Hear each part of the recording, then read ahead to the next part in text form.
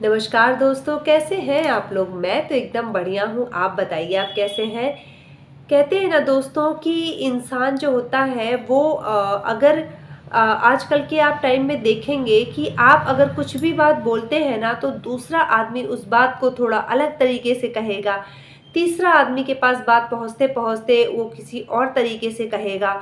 और भी लोग जो रहेंगे उनमें ये जानने की उत्सुकता रहेगी कि आखिर इनके बीच में क्या बातें हो रही हैं, मैं उसमें कुछ बोल सकूं या कह सकूं। लेकिन आप ये हमेशा ध्यान रखिएगा कि मौन रहना ही इंसान का सबसे बड़ा हथियार है।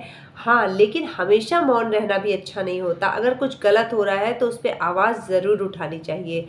एक बार की बात है, 3 बौद्ध भिक्षु रहते हैं। उन्होंने ये निर्धारित किया कि अब हम बिल्कुल भी कम से कम सिर्फ अपनी दैनिक दिनचर्या के समय ही बोलेंगे। हम बार-बार एक दूसरे से बात नहीं करेंगे जिससे हमारे मुँह से कुछ गलत शब्द नहीं निकलेंगे। उसके बाद उनके इस प्रण को लेने के बाद तीनों बौद्ध भिक्षु जो रहते हैं वो सिर्फ अपनी दैनिक दिनचर्या करते हैं और उसी के जितनी ज़रूरत होती है उतनी बोलने के बाद वो पूरे दिन बिना बोले रहते हैं और अपनी तपस्या में लीन रहते हैं। तभी एक बार की बात रहती है कि वो तीनों अपनी तपस्या में लीन रहते हैं, तभी वहाँ से एक शेर गुजरता है।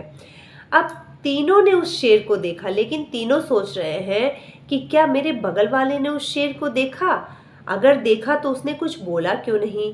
फिर उसके बगल वाला सोच रहा है कि क्या उसने शेर को, क्या सच में वहाँ पे शेर था? क्या और उन दोनों ने नहीं देखा? अगर देखा होता तो ज़रूर कुछ बोला होता, क्योंकि वो तो शेर था। अब ये तीनों के तीनों यही आपस में सोच रहे हैं कि कोई तो बोलेगा, लेकिन कोई नहीं बोला। उसके 2-3 दिन बाद जो पहले बौद्ध भिक्षु रहते हैं, वो दूसरे बौद्ध भिक्षु से कहते हैं कि क्या तुमने कल वहाँ पे शेर देखा था?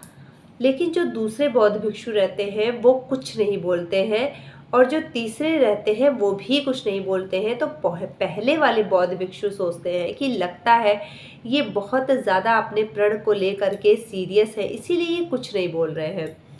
अब इसी तरीके से 3 साल बीत जाता है और 3 साल के बाद जो दूसरे बौद्ध भिक्षु रहते हैं वो कहते हैं कि तुमने जो शेर की बात की थी वो शेर नहीं, वो तेंदुआ था।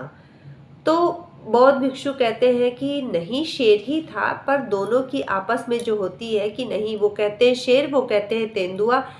उसके बाद वो ये सोचते हैं कि तीसरा बौद्ध भिक्षु उनकी हाँ में हाँ मिलाएगा और किसका साथ देगा।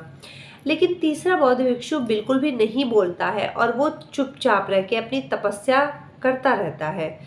लेकिन फिर उसके 2.5 साल बाद, जब 2.5 साल बीत जाते हैं, तब तीसरा बौद्ध भिक्षु जो रहता है वो कहता है कि ये बताओ, अगर वो शेर रहा या वो तेंदुआ रहा, इससे हमें क्या फ़र्क पड़ता है। तुम लोगों की इस बातों की वजह से इन 3 साल तक मैं यही सोचता रहा कि वो शेर था या तेंदुआ था। मैं इस बात को कैसे साबित कराऊं सबके सामने कि वो कौन था। इस तरीके से मेरा 3 साल जो है इन्हीं सब सोच में बीत गया। अब आप सोचिए दोस्तों कि तीनों के तीनों एक तपस्या में लीन थे, लेकिन उनका जो दिमाग था ना वो शेर और तेंदुओं में फंस के रह गया और उनकी जो तपस्या थी वो पूरी भी नहीं मानी जाती, क्योंकि उनका ध्यान तो था ही नहीं वहाँ पे।